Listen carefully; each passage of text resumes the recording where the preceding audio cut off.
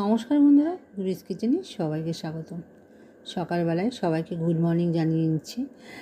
আর voice রেকর্ডিংটা আমি পরে দিচ্ছি বলে সেই জন্য আমি যেই ভিডিওটা করছি সেটা তোমাদেরকে শোনাতে পারিনি।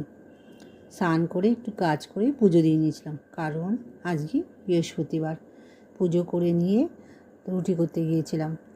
আর রুটি আর চা করতে গিয়ে দেখি যে হাজবেন্ড তার নিজের জন্যই রুটি করছে আর আলুর চচ্চড়ি। কারণ যেহেতু আমি আর আমার মেয়ে সকালে রুটি খাবো না, রোজ খেতে ভালো লাগে না রুটি, তা আমার হাজব্যান্ডের রুটি রোজ হলেও কোনো অসুবিধা নেই। তো বললো ঠিক আছে, তোমার শরীর ভালো না, বিশ্রাম করো, আমি রুটি তরকারি করে দিচ্ছি। তো আমাকে আর রুটি তরকারি করতে হলো না, উনি নিজে করে নিল। আর আমি তোমাদেরকে বলছি যে দেখো আমার পায়ের কী অবস্থা। পাটা তোমাদেরকে আমি দেখাচ্ছিলাম যে পায়ের শিরাগুলো পুরো ফুলে গেছে, পায়ে খুব যন্ত্রণা করছিলো। দেখাতে দেখাতে দেখি চোখ পড়ে গেল বিড়াল ছানা দুটোর দিকে। দেখো কি সুন্দর একে অপরকে চেটে পরিষ্কার করে দিচ্ছে। এই দৃশ্য খুব কম দেখা যায়, সেই জন্যেই আমি ক্যামেরায় বন্দি করলাম। এটা করতে করতে আমি চলে এলাম, একটু রেডি হয়ে নিলাম। আর এদিকে মেয়ে রান্না করে নিল পটলের দোরমা, পটলের চোকলা বাটা আর আমডাল। আর আমি এদিকে একটু বিশ্রাম নিয়ে রেডি হয়ে নিলাম ডাক্তারখানায় আসবো বলে। একটু বসে আছি,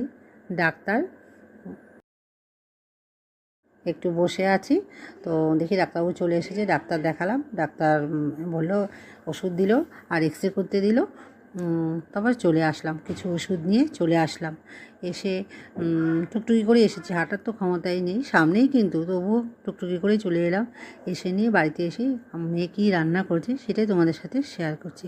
পটলের দোরমা, পটলের চোকলা বাটা আর আমডাল, এটাই আজকে দুপুরে রান্না, এটাই খাওয়া দাওয়া হলো। তো আমি সেটা খাইনি, আমি খেয়েছি হচ্ছে ছোলা আলু মাখা দুপুরে খেয়ে নিয়েছি। এটা আজকে ভালোই হয়েছে। আর খেয়েছি পটল দোরমা খেয়েছি, আর চোকলা ভাজাও খেয়েছি, অল্প অল্প খেয়েছি। এই হচ্ছে আমার দুপুরের খাবার। তা খেয়ে দিয়ে নিয়ে একটু বিশ্রাম করে নিয়ে বেরিয়েছিলাম। তো তার মাঝে একটু চা খেয়ে নিয়েছিলাম, যেহেতু বেরাবো 6টা সাড়ে 6টায় একটু বেরাতেই হবে আমাকে। তো চা খেয়ে নিয়েছিলাম, চা খেয়েই একটু বাইরে বেরিয়েছিলাম। বেরিয়ে গিয়ে একটু কাজ ছিল, টুকটুকি করেই গিয়েছি। তা দেখি কামারপাড়া মোড়ে একটা অনুষ্ঠান হচ্ছে, স্বামী বিবেকানন্দের জন্ম উৎসবে একটা অনুষ্ঠান। বেশ ভালো লাগলো, কিছুক্ষণ দেখলাম, সবাই বক্তৃতা দিল। আর কলকাতা থেকে সব স্বামীজিরা এসেছিলো, ভালো লাগলো দেখে, অনুষ্ঠানটা দেখলাম। দেখে একটু এক্সপ্রেস বাজারে এসেছিলাম, আমাদের এখানে এক্সপ্রেস বাজারে গিয়েছিলাম দিদিকে নিয়ে। দিদি বলে একটু কেনাকাটি করবে, তো গেলাম, একটু কেনাকাটি হলো, তারপর চলে এলাম। এসে নিয়ে বাড়ি ফেরার পথে